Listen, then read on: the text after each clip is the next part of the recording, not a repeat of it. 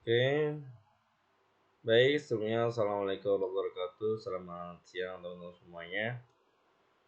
Kita bertemu kembali dengan mata kuliah kewirausahaan. Tetapi hari ini kita kuliah dengan online. Mohon maaf, saya bikin video seperti ini. Jadi untuk materi nanti bisa saya share di LMS, tapi untuk penjelasannya bisa saya seperti ini. Nanti kalau nggak jelas teman-teman boleh bertanya. Saya masukkan video ini di YouTube, mohon maaf karena kalau langsung saya share videonya ke WA group mungkin tidak akan cukup. Ya, baik. Jadi untuk hari ini kita belajar bagaimana apa sih definisi kewirausahaan. Jadi kewirausahaan itu eh ini dalam buku istilah Prancis perantara dari segi etimologi wira yang berarti adalah teladan atau patut dicontoh, dan usaha berarti berkemauan keras untuk memperoleh manfaat. Perumusan wirausaha. Perumusan wirausaha seorang yang berkemauan keras dalam berusaha yang patut menjadi teladan hidup dan memiliki wawasan komersial dan sadar akan pasar yang dihadapi, kemauan bekerja tekun dan mandiri dan mandiri kerangka berpikir inovatif dan kreativitas mengubah mengelola dan mengarahkan perubahan, kemampuan mengorganisir kegiatan, keterampilan menganalisis permasalahan stamina dan daya tahan prima, kemampuan bergaul dan berkomunikasi dengan orang lain dari segala tingkat.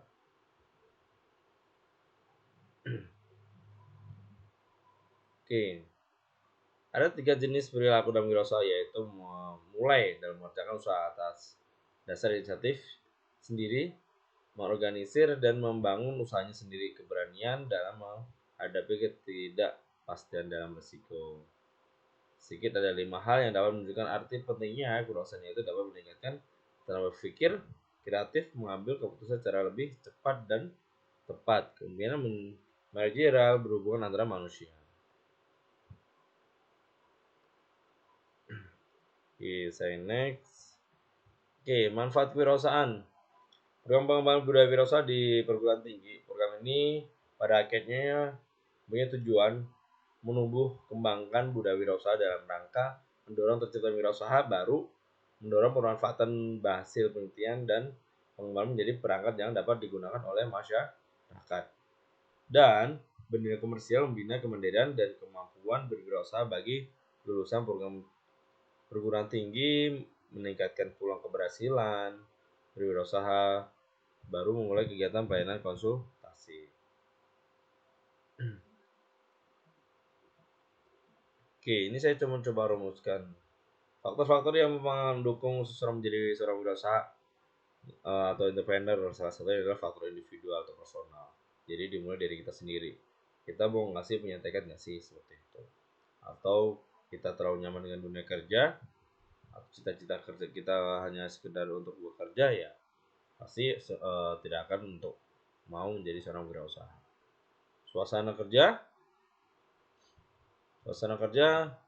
bisa jadi terkadang orang sudah bekerja akan tetapi mereka bosen sehingga akhirnya ingin menjadi seorang wirausaha. Atau suasana kerja bisa dikatakan ketika orang itu bekerja tapi kerja dalam dunia bisnis, akhirnya dia berkeinginan untuk punya suatu bisnis tersendiri. Itu tingkat pendidikan, itu pasti tingkat pendidikan semua orang mungkin tidak perlu berwirausaha tidak perlu menggunakan tingkat pendidikan tinggi. Tetapi ketika kita punya tingkat pendidikan yang tinggi, level kita akan juga berubah, bisnis kita, usaha kita. Bahkan kita akan berpikir gimana sih kita akan punya suatu standar bisnis yang level tinggi. Personality, kepribadian, prestasi, pendidikan, dorongan keluarga. Nah, sekarang dorongan keluarga itu sangat dibutuhkan karena tidak semua keluarga itu mau mendorong dalam segi bisnis kita, apalagi terkadang dalam modal atau mungkin motivasi, itu yang kita butuhkan. Lingkungan dan bergaul itu perlu, dan pergaulan. Kadang kayak semacam saya seperti sendiri, ketika mau berwirausaha pasti kita terkadang bingung mau usaha apa ya gitu, seperti itu. Tapi banyak temen yang, ayo saya bisa seperti ini nih, yaudah kita bikin suatu mungkin apa ya, perkumpulan komunitas yang akhirnya bisa menghasilkan suatu nilai daya jual seperti apa, ingin lebih dihargai atau self esteem, keterpaksaan keadaan-keadaan, pengaruh masa kanak-kanak, bagaimana coba sih. Oke, 5 alasan orang tidak ingin menjadi wirausaha atau wira swasta. Yang pertama, tidak punya pengalaman. Ini sebenarnya apa ya, alasannya sangat klasik. Tidak punya pengalaman ya karena tidak mau bergerak sama sekali, atau terkadang malu atau enggan ketika kita bersilaturahmi ke orang-orang pebisnis. Itu lebih baik dia memilih untuk, ya sudah, kita bekerja, duduk kerja sesuai dengan job desk yang ada di suatu kantor. Tidak punya modal. Oke, mungkin ini menjadi satu alasan yang sangat berat. Terkadang memang modal tidak semua orang bisa mendapatkannya, tapi ada beberapa orang yang punya modal tapi tidak punya suatu usaha, mereka bingung mau usaha apa. Gitu. Terkadang kita bisa mulai membuat suatu ide bisnis sebenarnya. Ide bisnis kita gagas, kita buat dengan suatu proposal, kemudian kita cari siapa yang mau cari mendanai kita, harus seperti itu. Tidak punya keberanian untuk memutuskan. Nah, ini suatu hal yang berat memang. Usaha atau bekerja itu, apalagi sekarang usaha atau kuliah itu sangat suatu hal yang sulit. Akan tetapi sekarang usaha itu tidak harus mempunyai suatu modal yang besar. Yang penting kita berani mencoba. Salah satunya terkadang satu contoh kecil, kita bisa menjadi seorang reseller, atau tetangga dan teman-teman kita punya usaha, bisa jadi kita bantuin masarin. Harusnya seperti itu, dengan menggunakan media sosial, HP, laptop, itu menggunakannya. Tidak ada orang yang menuntun. Nah, ini yang terkadang alasan yang masuk akal. Terkadang ketika kita mau usaha apa ya gitu, kadang orang bingung, takut keluar dari zona nyaman. Nah, ini pasti, apalagi dalam sekarang kita hanya cukup kuliah belajar, itu pulang kuliah belajar, atau mungkin pas ketika kerja juga sama seperti itu. Orang pas ketika dunia kerja, gaji besar, gaji cukup gitu kan, ya sudah, mungkin cukup seperti itu, tidak ingin mencoba suatu hal yang baru, apalagi bisnis itu banyak suatu resikonya. Mereka seorang wirausahaan yang pasti diperlukan adalah ketekunan. Tekun untuk menjalani berwirausaha, seperti tekun untuk memasarkan produk-produk kita, menawarkan produk-produk kita kepada orang lain. Keyakinan, kita harus yakin dari diri kita sendiri.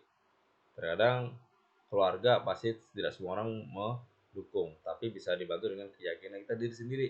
Gimana sih kita bisa sukses? Bisa nggak sih kita sukses? Oke, bisa. Perlu kita catat.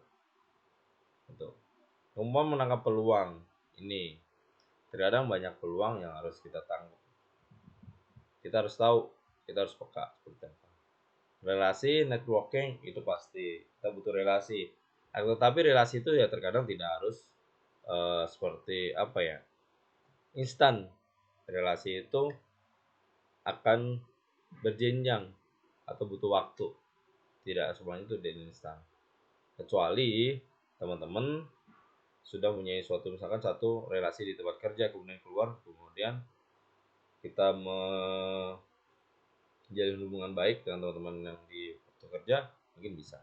Kemauan buat perencanaan. Nah, ini kita butuh membuat suatu perencanaan ke depannya.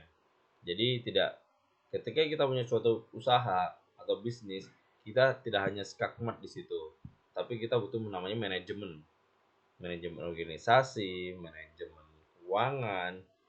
Itu yang kita butuh. Apalagi kalau misalkan banyak sekarang UMKM, banyak sih, tapi terkadang tidak punya suatu SIUP, surat izin untuk mengusaha itu, atau harusnya bisa berkembang lagi ke CV atau apa kan lebih enak.